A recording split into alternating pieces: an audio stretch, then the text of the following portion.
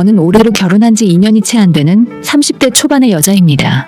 결혼 전에는 전혀 알 수 없었던 남편과 시댁 간의 문제 때문에 속을 썩고 있었어요. 제 이야기를 들으시면서 약간은 답답하고 화가 날 수 있을지는 모르겠지만 다시는 저 같은 피해를 보는 분들이 앞으로는 없었으면 하는 마음으로 용기를 내어 사연을 보냅니다. 남편과 저는 친구의 소개로 만나게 되었어요. 지방 중소도시에서 살고 있는 저는 나름 괜찮은 회사에서 사무직을 하고 있었고 남편은 소개시켜준 친구와 같은 회사를 다니고 있었습니다. 친구의 회사는 이름만 대면 다들 알만한 대기업의 생산직이었는데 그 회사가 저희 지역에서 가장 크고 연봉 수준도 높은 곳으로 알려져 있었어요. 제가 평소에 들었던 친구의 연봉도 제 연봉보다 2천만 원 정도는 차이가 날 정도였고 친구의 소개로 만나게 된 지금의 남편은 경력 11년차 과장이었기 때문에 연봉이 상당할 것으로 예상되었습니다. 물론 제가 남자를 보는 조건이 돈이 전부는 아니에요. 키도 크고 인물도 나쁘지 않고 남자다운 매력이 있는 사람이었지만 제가 지금 이렇게까지 돈 이야기만 하고 있는 이유는 앞으로 할 이야기가 돈 문제 때문에 일어나게 된 일이라서 그렇습니다. 소개팅에서 만난 남편은 생각보다 젠틀하고 멋진 사람이었어요. 현장직으로 일하는 남자는 한 번도 만나본 적이 없어서 약간 투박할 것 같다는 선입견이 있었지만 제 예상과는 다르게 매너도 좋고 아주 젠틀한 사람이었습니다. 이 사람도 제게 아주 적극적으로 호감을 표시했고 아무래도 둘 다 결혼정년기의 나이다 보니 저희는 결혼을 전제로 만나게 되었어요. 결혼을 생각하고 만나다 보니 앞으로의 미래에 대한 생각을 하지 않을 수가 없었고 서로 간에 현재 가지고 있는 재산도 당연히 알아봐야 했었습니다. 결혼 이야기가 왔다 갔다 할 때쯤 제가 먼저 이 사람에게 제 연봉과 모아둔 적금 통장을 보여주며 나는 이 정도 결혼 준비가 되어 있다고 알려주었죠. 제 연봉이 그렇게 많은 편은 아니었지만 사회생활하면서도 부모님 집에서 출퇴근하다 보니 돈 들어갈 일이 별로 없었고 버는 것의 반 이상은 항상 적금을 부어왔어요. 30이 되기 전 나이에 1억이 넘는 돈을 모아서 갖고 있었는데 남편은 저보다 2배는 벌고 있는 것 같고 회사 생활도 저보다 오래 했으니 더 많은 돈을 모아놓고 있다고 생각했습니다. 하지만 남편이 제게 알려준 본인의 재산은 지금 타고 다니는 3년 된 준중형 자동차와 급여 통장에 남아있는 200만 원 정도가 전부였고 그 흔한 적금 통장 하나 없었습니다. 굳이 따지자면 매달 10만 원씩 넣고 있는 청약저축통장도 하나 있었네요. 저는 뭔가 이상하다 생각해서 남편에게 술이나 도박 같은 다른 문제가 있는 것이 아닌가 의심하게 되었고 남편은 제게 본인의 집안 상황이 조금 어려워서 그동안 부모님의 빚을 갚느라고 돈을 모으지 못했다고 말했습니다. 그 말을 듣고 저는 약간 걱정이 되었어요. 남편이 돈을 아무리 잘 벌어도 그 돈을 시댁의 빚을 갚는데 모두 사용해버린다면 결혼해서 어떻게 살 수 있을까 앞이 캄캄해졌습니다. 제가 불안해하는 것을 눈치챈 남편은 시댁빚도 이젠 거의 다 갚아가는 중이고 우리가 결혼하게 된다면 그 이후에는 우리 둘 사는데 집중해야지 자기가 언제까지 부모님 빚을 갚으며 살겠냐는 말을 하더라고요. 제가 바보도 아니고 남편의 말을 곧이곧대로 믿을 수가 없었어요. 제 주변 사람들 중에서도 시댁의 생활비 들이는 문제로 싸우는 언니들도 있었고 인터넷에서 각종 시댁 관련 안 좋은 이야기를 많이 들어왔기 때문에 덜컥 겁부터 나더라고요. 괜히 이상한 시댁을 만나 돈도 뜯기고 고생만 실컷 하는 그런 일들이 생각이 나서 두려워졌습니다. 그래서 남편에게 우리의 결혼은 처음부터 다시 생각해보자 말을 하고 시간을 천천히 가지면서 헤어질 준비를 하려고 했어요. 하지만 저와 헤어질 생각이 없었던 남편은 자기를 믿어달라며 저를 안심시키기 위해서는 뭐든지 하겠다고 말했고 평소에 제가 지켜본 이 사람 자체에서는 배우자로서 문제될 점이 거의 없었기 때문에 고민을 하게 되더라고요. 결국 저는 남편에게 각서를 한 장 써달라고 했어요. 수입은 제게 투명하게 공개를 해주고 월급 통장을 내가 관리하게 해달라고 했습니다.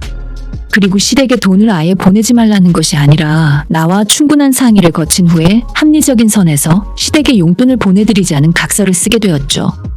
또한 결혼 후 더 이상 남은 시댁의 빚이나 큰 금전적인 지원은 하지 않을 것이라는 말도 각서 안에 추가로 넣었습니다. 저는 이 정도 안전장치를 만들었으면 큰 문제는 없겠다고 생각했어요. 일단 급여 통장이 제 손안에 있으면 혹시라도 남편이 시댁을 금전적으로 도와주고 싶어도 제 허락을 받아야만 가능한 상황이었으니 이 정도면 제가 결혼을 하기에 앞서 충분한 안전장치가 되었다고 생각했습니다. 그리고 얼마 후 결혼 승낙을 받기 위해서 남편의 집으로 처음 인사를 갔습니다. 시댁은 남편의 위로 2살 차이 나는 장가 못 간 형이 하나 있었고 아래로는 저랑 1살 차이의 여동생이 하나 있었어요. 그쪽 형제들이 무슨 일을 하는지 듣진 않았고 그냥 형제가 있다고만 알고 있었는데 막상 시댁에 찾아가 보니 시부모님과 남편을 포함한 모든 식구가 한 집에 같이 살고 있었습니다. 작은 신우는 저와 비슷한 또래라서 그렇다곤 해도 아주버님은 나이가 곧 40인데 장가도 가지 않고 왜 독립을 하지 않으실까 의문이 들더라고요. 하지만 시댁 식구들과 저녁을 함께 먹으면서 이야기를 나눠보니 그 의문은 금방 풀리게 되었습니다. 큰 아주버님은 고등학교 졸업한 뒤로 변변한 직장을 잡지 못하고 일용직을 전전하면서 본인 용돈벌이 정도의 일만 하고 있는 상황이었고 보다 못한 남편이 본인 다니고 있는 회사에 계약직으로 입사시켜준 적도 있다는데 그마저 3개월도 채 다니지 못하고 스스로 그만두더니 지금의 반백수 생활을 이어가고 있었습니다. 그나마 아주버님은 자기 용돈이라도 벌고 있었지 신우는 고등학교 졸업한 이후로 지금까지 집에서 아무 일도 하지 않고 용돈 탔으며 살고 있더라고요.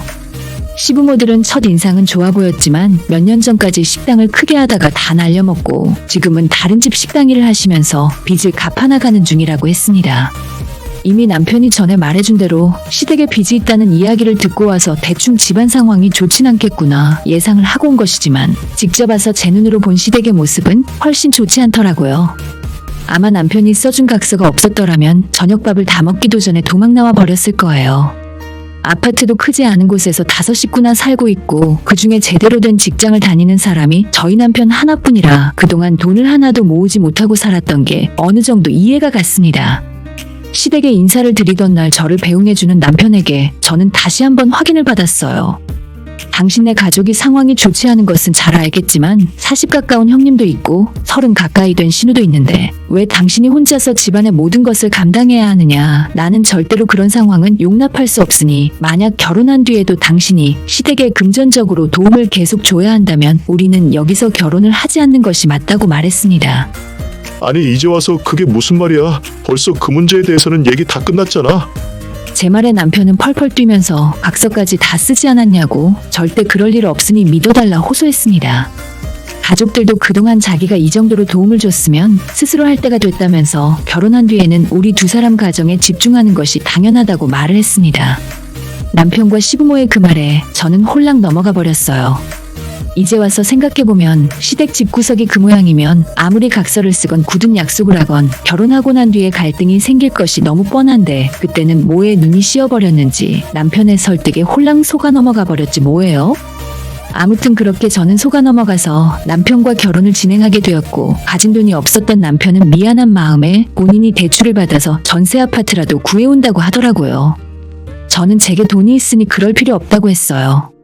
다행히 수도권이 아니라 지방에 살고 있어서 제가 가진 돈이면 저희 지역에서 20평대 아파트 전세는 구할 수 있었습니다.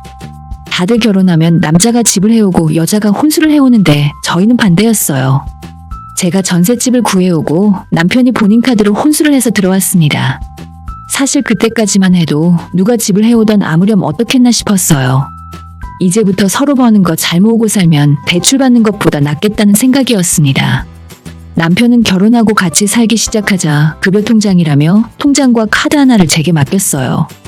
혼수를 하느라 통장에 잔액은 없는 상태였고 다음 달 들어오는 돈부터 저보고 다 관리하라더군요.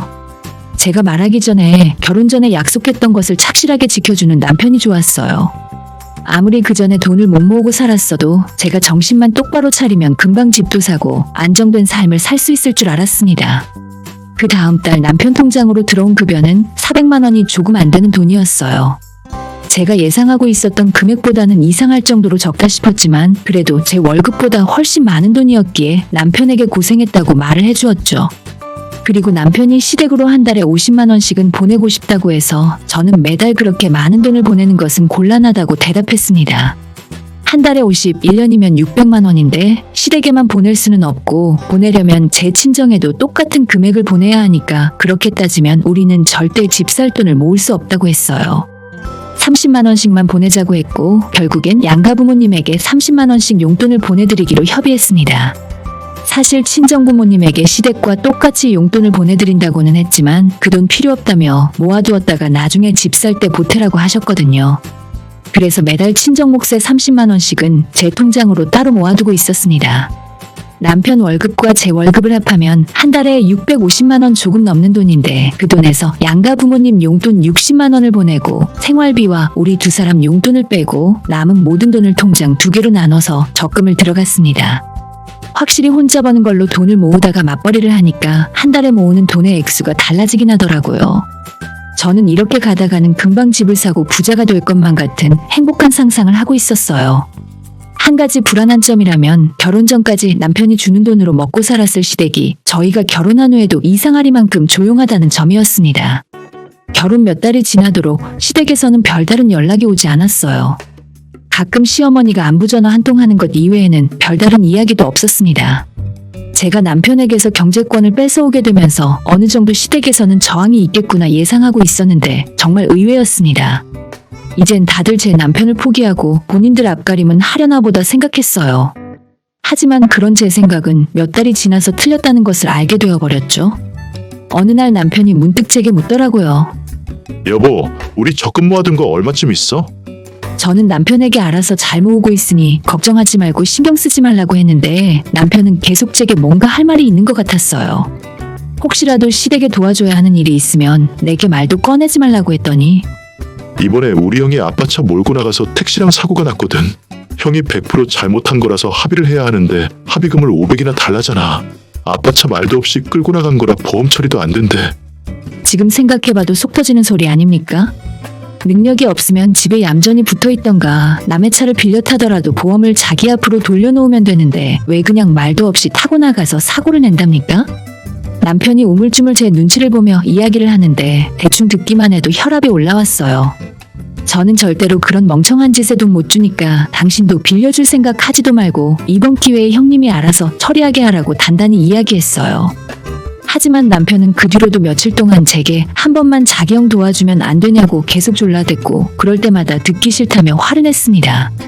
그러던 어느 날 제가 퇴근하고 집에 들어왔을 때 남편은 저보다 일찍 퇴근했는지 집에 돌아와 있었어요. 처량하게 식탁에 앉아 혼자서 깡소주를 마시고 있었는데 제가 집에 들어오자마자 저를 보며 엉엉 울었습니다. 여보, 한 번만 우리 형 좀 살려주라. 우리 형 저렇게 보여도 불쌍한 사람이야. 이런 일로 감옥 가고 빨간 줄 그어지면 안 돼.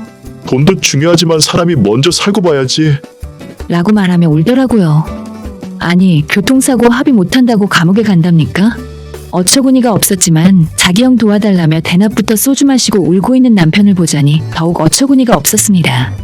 하도 징징대는 모습이 짜증나서 너가 벌어온 돈이니까 맘대로 하라는 마음으로 비상금 통장에서 500을 빼서 남편에게 보내줬어요.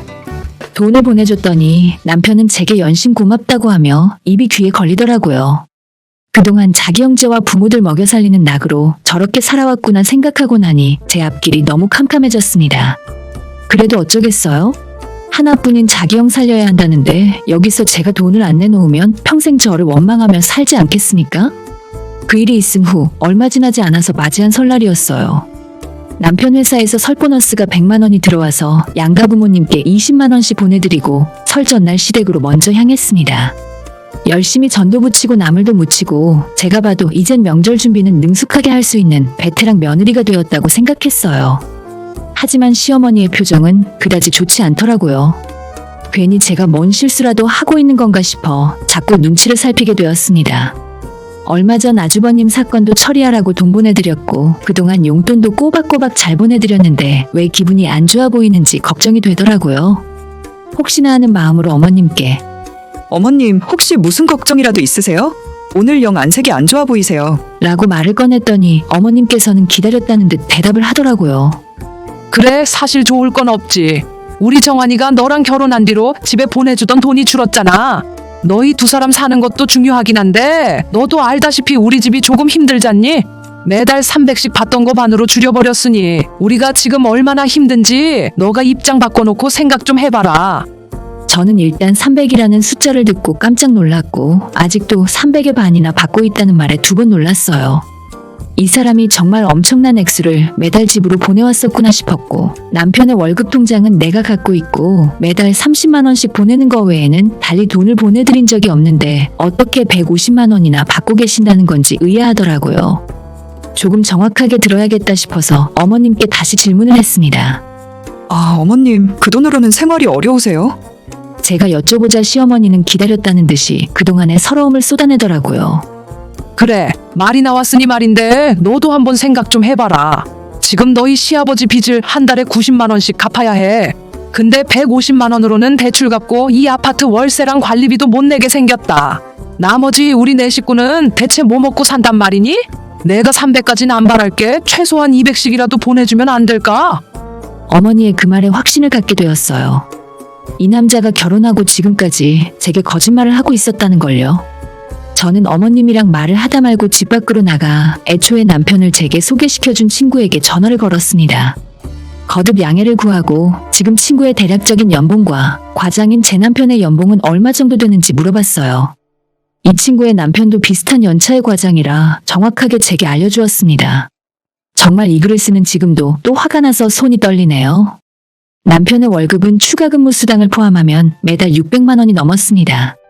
거기에 석 달에 한 번씩 기본급의 200%나 되는 보너스도 들어왔어요. 그렇게 정기적으로 나오는 보너스만 400이 넘었습니다. 저는 결혼하고 지금까지 연말에 인센티브 있다는 이야기만 들었지 석 달에 한 번씩 보너스가 있다는 말은 들어본 적도 없습니다. 제게 월급으로 매달 400만 원 정도의 돈을 가져다 주고 딴 주머니로 200만 원을 시댁으로 보내고 있었나 봐요. 저는 친구와의 전화를 끊자마자 남편에 대한 배신감에 몸서리쳤어요. 제가 급여 통장을 들고 있었는데 어떻게 중간에서 돈을 빼돌릴 수 있는 건지 남편에게 직접 물어보았습니다. 당장 시댁으로 뛰어올라가 남편을 끌고 집에서 나왔어요. 저는 이미 다 알고 있으니 숨기는 거 없이 전부 제게 말을 해달라고 했습니다. 이제부터 하나라도 내게 거짓말을 했다가는 명절에 이혼하게 만들어주겠다고 했어요. 처음엔 변명을 하려고 하더니 제가 정말 눈이 돌기 직전이란 걸 알고는 사실대로 하나씩 이야기를 해주었습니다. 남편은 제게 관리하라며 준 통장 말고 급여 통장이 따로 있었어요. 회사에서 받은 월급은 다른 통장에서 갖고 있었고 저한테 준 통장으로 매번 회사 이름으로 바꿔서 월급인 척 돈을 보냈더라고요. 그리고 매달 시댁으로 용돈을 150씩 보낸 것도 맞았습니다. 그럼 애초에 제가 시댁으로 보내라고 한 30은 어딜 간 거냐고 물었더니 그 돈은 아주버님이나 신우에게 용돈으로 보내줬다 하네요. 제 용돈은 한 달에 20만 원으로 책정했었고 남편은 그래도 과장이고 어디 가서 종종 돈 쓸 때가 있을 거니까 한 달에 40만 원씩 용돈을 줬었거든요. 많은 돈은 아니었지만 아무리 그래도 그렇지 제가 20만 원으로 한 달을 살고 있는데 어떻게 이럴 수가 있나 싶어 배신감이 들더라고요. 이 사람을 앞으로 어떻게 믿고 살아갈 수 있을까라는 생각을 하게 되었습니다. 월급은 월급이고 3개월에 한 번씩 들어온다는 보너스는 어디로 갔길래 내가 구경도 못 해봤냐고 물었더니 그건 나름대로 쓸데가 있었답니다. 남편은 4년 전에 새 차를 뽑아서 겨우 한 달 만에 음주운전을 하다 사고를 냈고 똑같은 차를 한 대 더 샀더라고요. 그리고 지금까지 2대의 차값을 할부로 내고 있었습니다. 진짜 거기까지 듣고 있었는데 하늘이 무너지는 기분이 들었어요. 이런 남자와 이런 집구석에서 열심히 살아보려고 한 제가 완전 멍청했습니다. 설날이고 나발이고 당장 이혼해. 너 같은 거짓말쟁이랑 단 하루도 더 못 살겠어. 남편은 제 말에 시댁 아파트 입구에서 무릎을 꿇고 빌더라고요. 자기가 전부 잘못했다며 앞으로 버는 돈을 다 제게 줄 테니 한 번만 용서해달라네요. 당신 버는 거 다 나한테 주고 나면 한 달에 90만 원씩 빚 갚아야 한다는 당신의 부모는 어쩔 거야? 매달 2대 값에 자동차 할부금은 어떻게 해결할 생각이고? 허구한 날 사고치고 돈 달라 하는 당신 형제들은 어쩔 건데? 라고 말했더니 남편은 아무런 대답도 하지 못하고 무릎 꿇은 채 땅만 쳐다보고 있더라고요.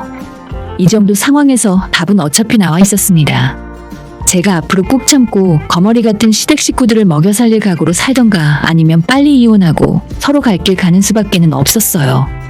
그리고 저는 절대로 방구석에서 놀고 먹는 시댁 식구들을 참고 넘어갈 수 없었습니다. 대답도 하지 못하는 남편을 그대로 두고 시댁으로 올라가 제 짐을 챙겨 들고 아무 말 없이 밖으로 나왔어요.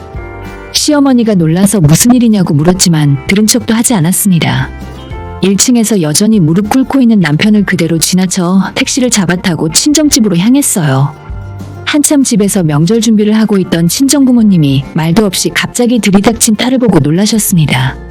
저는 숨도 쉬지 않고 남편의 만행을 부모님에게 이야기해드렸고 부모님은 역시나 두말 없이 빨리 이혼하고 제 인생을 살라고 말씀하셨죠. 그 뒤로는 모든 일이 일사천리로 진행되었어요. 저는 남편이 결혼 전 써준 각서를 증거로 삼아 이혼을 진행했고, 변명도 할 수 없었던 남편은 제가 하자는 대로 이혼을 할 수밖에 없었습니다. 집이야 원래 제 거니까 남편이 사온 가전제품들만 시댁으로 가져가기로 했고, 결혼하고 둘이 모아왔던 적금 통장은 남편이 제게 사기를 친 거나 다름없기 때문에 전부 제가 갖기로 했어요. 남편은 이 모든 과정에서 한마디 변명이나 항의도 못하더라고요. 자기가 스스로 생각해봐도 빼도 박도 못하는 잘못이라 생각했겠죠.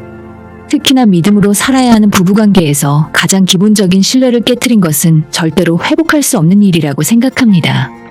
결혼 전에 자기 상황을 모두 밝히고 제게 허락을 구했다면 얘기가 달라졌을지 모르겠지만요. 하지만 세상에 어느 여자가 남편 버는 돈의 절반을 시댁에 가져다 주면서 살 수 있을까요?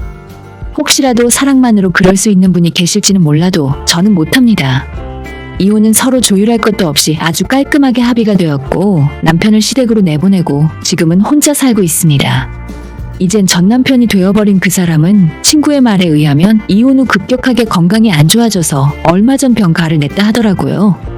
약간 불쌍한 마음이 들기도 하지만 그런 문제 많은 가족들을 언제까지 본인이 책임지며 살아가려고 하는 건지 이해할 수가 없네요. 어쨌든 스스로 선택한 삶의 방식이니 괜히 엄한 남의 집 딸 데려다가 함께 고생시킬 생각하지 말고 혼자 자기 가족이나 챙기며 살았으면 좋겠네요. 요즘 세상에 시댁비까지 갚아가며 살아줄 여자가 있을지는 모르겠습니다. 오늘의 사연은 여기까지입니다. 구독과 좋아요, 알림 설정 부탁드려요. 다들 행복하시고 좋은 하루 되세요.